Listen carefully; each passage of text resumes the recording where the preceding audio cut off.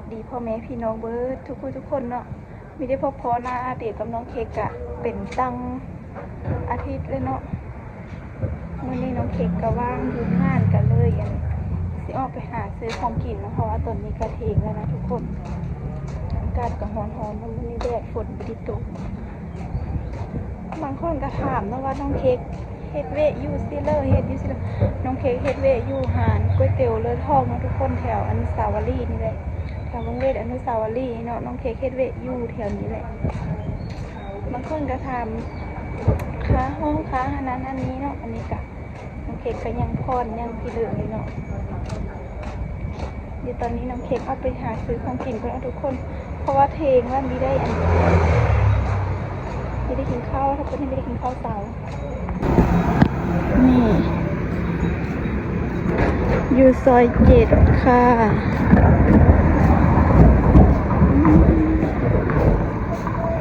มื้อนี้หมู่ยังมีได้ออกมานำเนาะทุกคนเพราะว่าจักเล่าไม่ทันได้อาบน้ำบ่ลืมแนวใดเนาะค่อยกันเลยออกมาเพราะว่าหิวข้าวแห้งเลยอากาศหอมเลยทุกคนแดดมื้อนี้ซักเขิงน่าสิแห้งเนาะทุกคนดูก่อนซักเคิงแล้วก็ฝนตกอุ้ยจนว่าเหม็นอาบได้ซักไหมเอาขึ้นไปตาสะพัดลมไปไม่ได้ซักไหมเนี่ยแล้วเขาไปตาสะพัดลม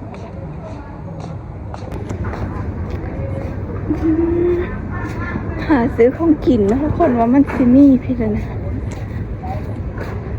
มันจะมีอะไรน่ากินไหมนี่ทุกคนตอนนี้หากำลังหอแหละหาซิเลอร์หาซื้อของกินเนาะเอาอันนี้นะคะใส่กล่องน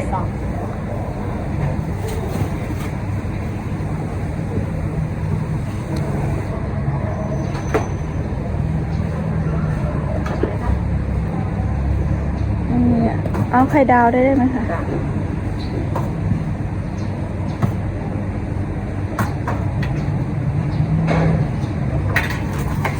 ทุกคนตอนนี้เราก็ซื้อแล้วเนาะ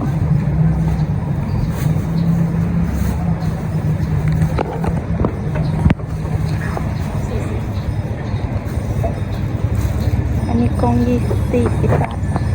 นี่ได้ยี่ไหม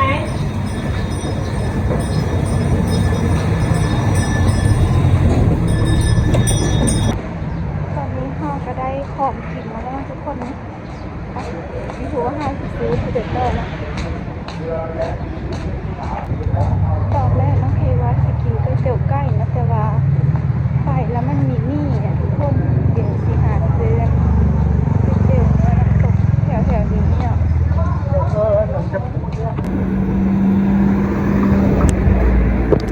นะทุกคนวันนี้น้องเค้กกระสิกลับแล้วเนาะเพราะว่าเมื่อกี้นี้น้องเค้กแวะหาเซเว่น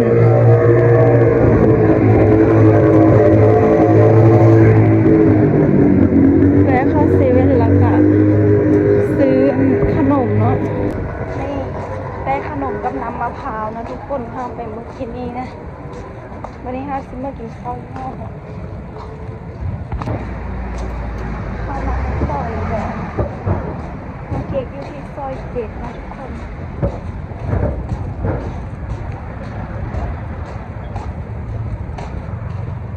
หิวข้าวตอนนี้ก็ฮอด12 โมงนี่เนาะข้าวเช้าท่านได้กินสิกินข้าวเที่ยงเลยแหละทุกคนเลยฮอนแล้วนี่ตอนนี้น้องเค้กอะมาฮอดห้องแล้วมาฮอดห้องแล้วบรรยากาศสีหากินข้าวแล้วพอซื้อข้าวกล่องมา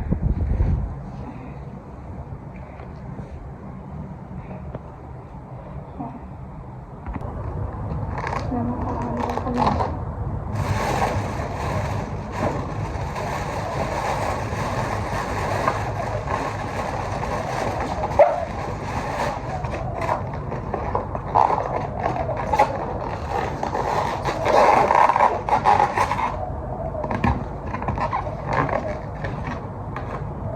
อาหารที่กินคนนี้เลยมันได้รู้คุณของข้าวเชื่อดีจ้ะ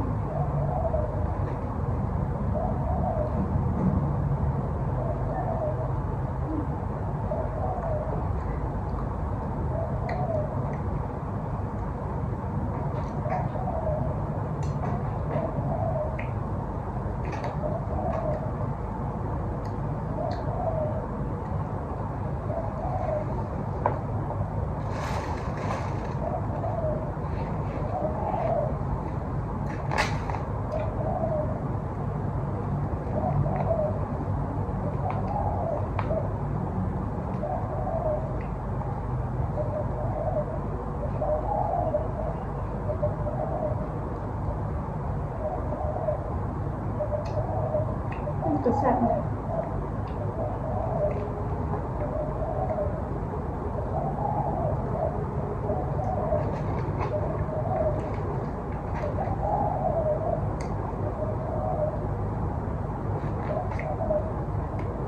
มันเหมือนเป็นอาหารบ้านเฮาที่น้องเพชรเคยได้กินประจำมาที่แบบข้าวก็ได้ซื้อคุ้มค่าทุกคนซื้อข้าวเป็น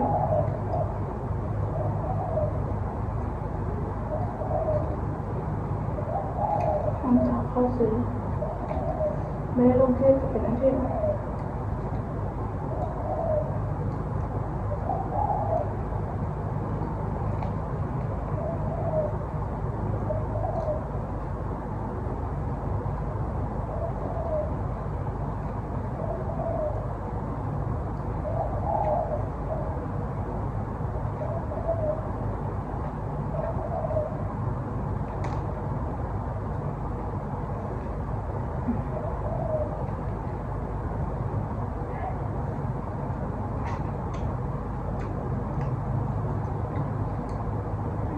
ไข่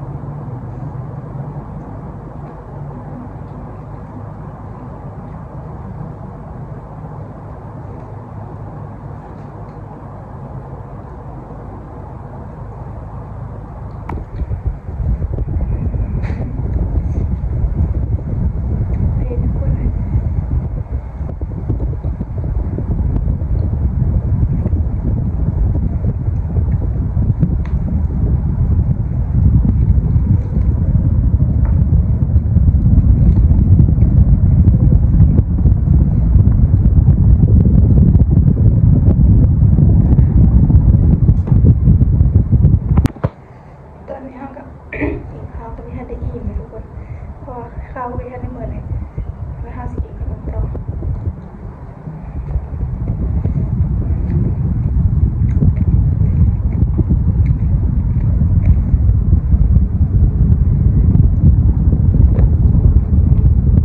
ฝาใส่เกลือ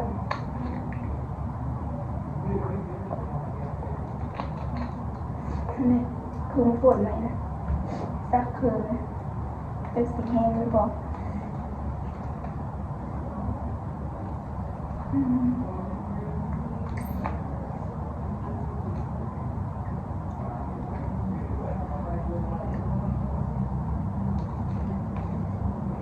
เฮ็ดทุกคนเลยแล้วก็ว่าจะซื้อฝืนเขาไปเตี๋ยวทุกคนตลาด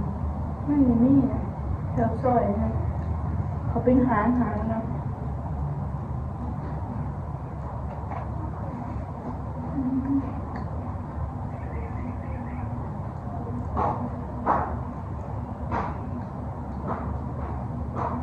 เพราะนี่เป็นก๋วยเตี๋ยวไก่ทุกคนตลาด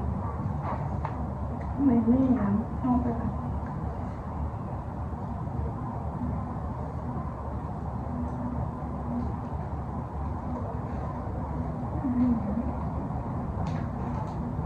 ขนมซื้อนะ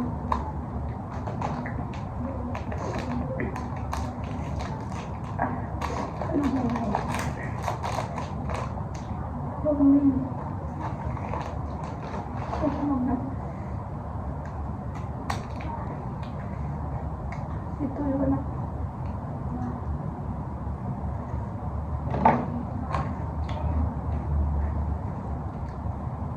เผ็ดนะ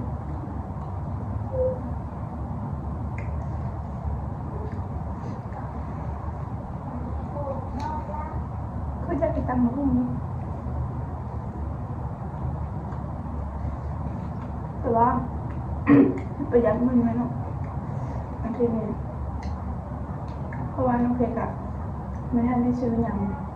ที่นอนเป็นอะไรมีทันได้นะทุกคนน้องเค้กมีใจขาวหอมอยู่ เดี๋ยวใจค้ามาจำห้องหมดแล้วแบบน้องเพชรต้องซื้อที่นอน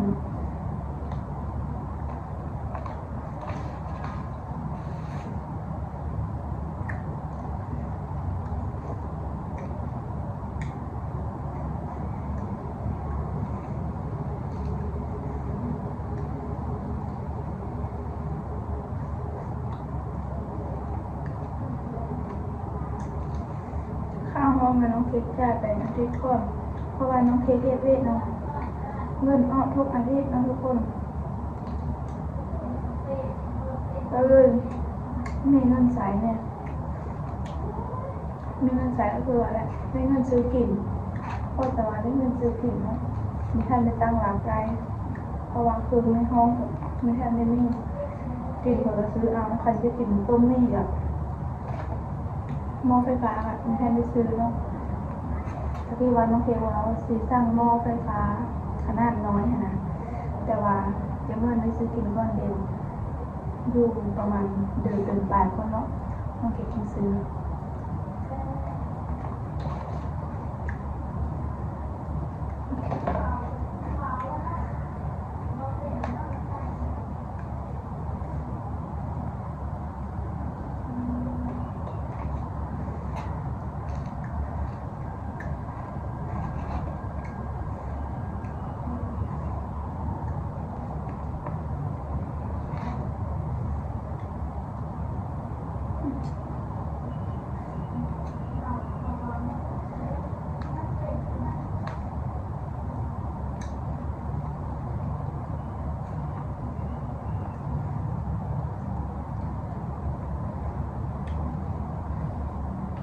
จุกเองนะทุกคนแบบนี้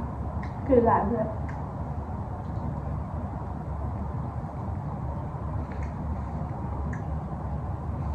เมื่อแรงสิกินยังว่ากันไหมเนาะกินแบบประหยัดเข้า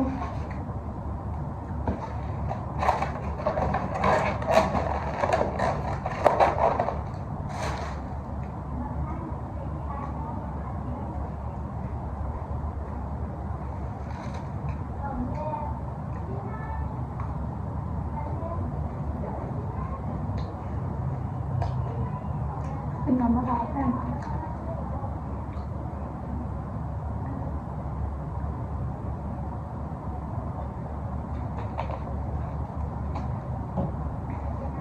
มื้อนึงนะว่าสิกินจักนิดจักน้อยนะทุกคนแต่ว่ามื้อนึงก็คือเยอะเนาะกินแล้วแบบมันบ่อิ่มกินหลายๆเลยนะคือแต่ละมื้อก็ไปเฮ็ดงานแล้วซื้อข้าวกินมามื้อแรกกินข้าว2 คาบ 3 คาบประมาณมื้อแรกก็กินดื้อทุกคนเพราะว่าน้องเค้กเลิกเลยดื้อ